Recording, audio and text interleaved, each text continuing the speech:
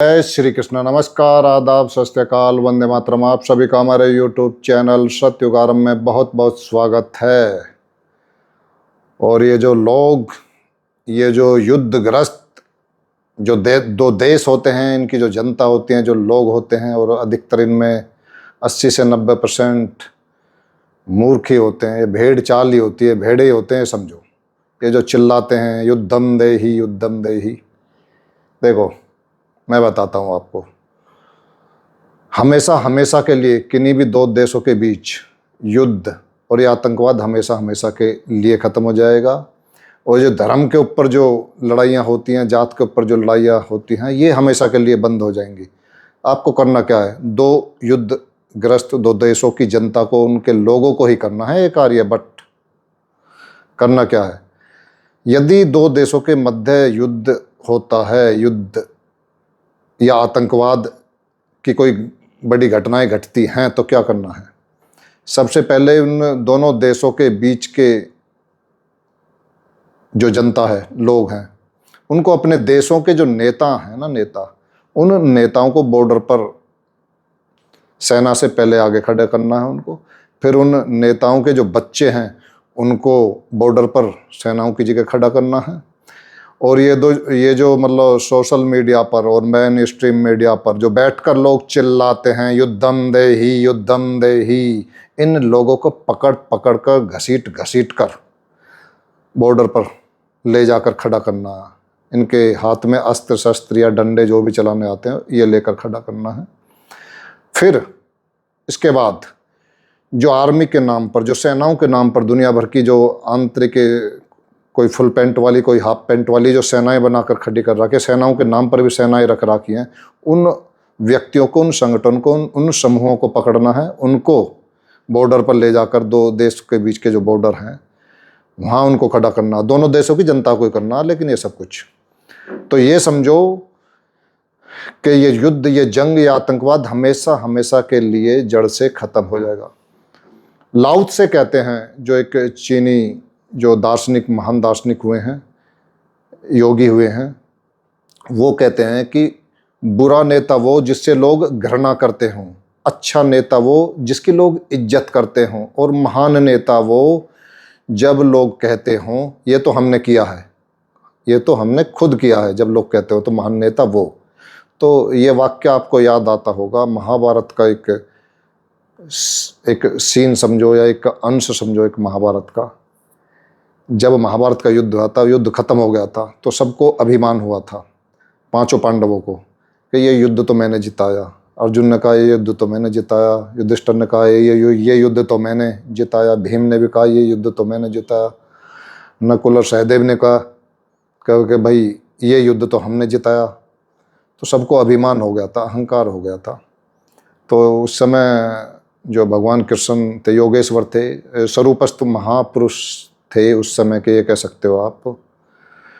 तो एक बर्बरिक महान योद्धा हुए थे, घटोत्कच के लड़के, यानी कि भीम के पोते। उनकी जो गर्दन, जो शीश दान लिया था, तो उनका जो सिर एक पहाड़ी पर रखा गया था, वो बाद में श्याम बाबा के नाम से जो बताते हैं ऐसी कहानियों में कि वो पूजने लगे हैं। तो उनसे पूछा कि भाई वो बताएंगे कि युद्ध किसने जिताया। तो जब उनसे पूछा गया जाके भाई महाभारत का युद्ध, संपूर्ण युद्ध किसने जिताया, तो उन्होंने शुरू से अंत तक देखा था वो युद्ध। तो कहा था कि बर्बरीक ने, कि मुझे तो केवल भगवान आपका सुदर्शन चक्र ही चक्र दिखा था चारों तरफ। तो सुदर्शन चक्र था क्या, वो सुदर्शन चक्र ही चेतना का उच्चतम स्तर था। यानी कि आपके जो सातों चक्र हैं, ऊर्जा के चक्र हैं, उनको एक्टिव करने वाला वो मेन जो तत्व का तत्व, महातत्व, चेतन तत्व स्वरूप ही वो सुदर्शन चक्र था, ये समझो आप। अर्थात मैं फिर याद दिलाता हूँ आपको, सामूहिक चेतना का एक साथ ऊपर उठना, अर्थात हाई वाइब्रेशन फ्रिक्वेंसी की तरफ बढ़ना, अर्थात चेतना का, सामूहिक चेतना के उच्चतम स्तर तक पहुंचना ही एक अवतार का अवतरित होना है, ये ध्यान रखो। तो वो जो कह रहे थे मैंने जिताया, वो चेतना, यानी कि वो, इससे ये सिद्ध होता है कि वो चेतन तत्व सब में है और सब में एक समान है। इसलिए सब ये बोल रहे थे कि ये युद्ध मैंने जिताया। जब ये भाव आपके अंदर पैदा हो जाए तो लाओ त्से यही कहते हैं कि महान नेता वो जब लोग कहने लगे कि ये तो हमने खुद किया है, समझे। और इनका जो लगभग 26,000 वर्षों से ये जो डार्क एनर्जी है, इनका पूरी दुनिया पे कंट्रोल लेने का है। ये क्या करते हैं, ये एक अवतार ही आपके सम्मुख पैदा करते हैं खड़ा होकर, एक लीडर। वो आपने सुना भी होगा, whenever the people need a hero we shall supply him. जब भी लोगों को एक अवतार के एक हीरो की ज़रूरत होती है तो उसकी आपूर्ति हम ही करते हैं। ये एल्बर्ट पाइक है, एक 33 डिग्री फ्रीमेसन, उनका कथन है। तो ये जब लोग एक के पीछे भागें किसी के पीछे, तो समझो राज्य इन्हीं का रहेगा। और जब लोग सब निर्णय करने लगे मिलकर कि नहीं ये हमने किया, हम करेंगे इसको, तो समझ लो वो राजतंत्र का बदला हुआ नाम लोकतंत्र है। और लोकतंत्र कह लो या राजतंत्र कह दो, लेकिन हमें क्या चाहिए, लोक नियंत्रित तंत्र, यानी कि लोक स्वराज, स्वय शासन, स्वयं का शासन। तो वो कैसे होगा, वो जब लोग कहने लगे कि ये तो हम कर रहे हैं, खुद कर रहे हैं, खुद किया है। खुद जब करोगे आप, जब ये व्यवस्था आप इस तरह की कोई लागू करो, तो इस व्यवस्था को लागू करने के लिए ही एक आपकी जो ऊर्जा है, ऊर्जा का उच्चतम स्तर तक आपको पहुंचना होगा। सामूहिक रूप से वही लोग पहुंचेंगे जो जाग चुके हैं और जागकर चल रहे हैं लगातार, यानी कि एक्शन ले रहे हैं, क्रिया कर रहे हैं।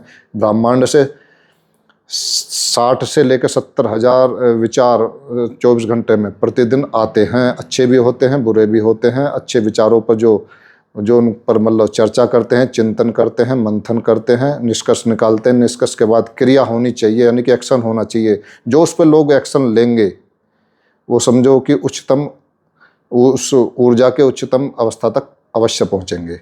और वो सामूहिक रूप से ही एक, जिसका इंतजार कर रहे हो ना आप, जिस कल्कि का, मेहंदी का, कमिंग सून, जीसस, ये सामूहिक चेतना है, ध्यान रखो। ना कि कोई एक पर्टिकुलर जो व्यक्ति की आप या किसी अवतार को याद कर रहे हो, ये सामूहिक रूप से एक चेतना आ गई, ध्यान रखना।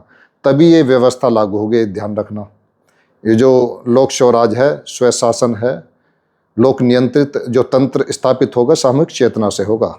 अगर आप किसी एक के पीछे दौड़े तो धोखा खाओगे, बस ये ध्यान रखना है। तो सावधान रहें, सतर्क रहें, स्वस्थ रहें। जय हिंद, जय भारत।